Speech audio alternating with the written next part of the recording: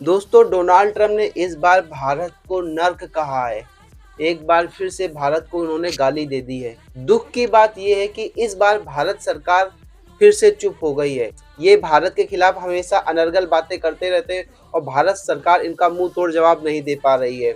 दोस्तों, मनमोहन सिंह बदनाम थे, उनको कहा जाता था मौन मोहन सिंह, क्योंकि वो कुछ ज्यादा बोलते नहीं थे। लेकिन अब हम मोदी जी को क्या कहें, वो भी तो मौन धारण किए हुए हैं। डोनाल्ड ट्रंप इसकी इतनी हिम्मत हो गई कि ये भारत के खिलाफ कुछ भी अनर्गल बातें कर रहा है।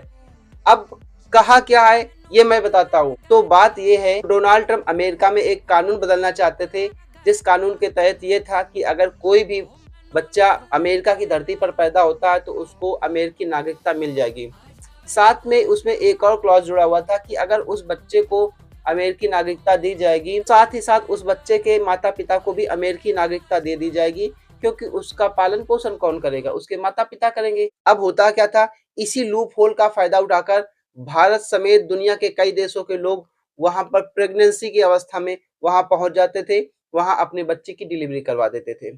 आफ्टर डिलीवरी वो बच्चा वहां का सिटीजनशिप पा जाता था और उसके बिहाफ पे उसके माता पिता को भी सिटीजनशिप मिल जाती थी। ये वहां का एक कॉन्सेप्ट था।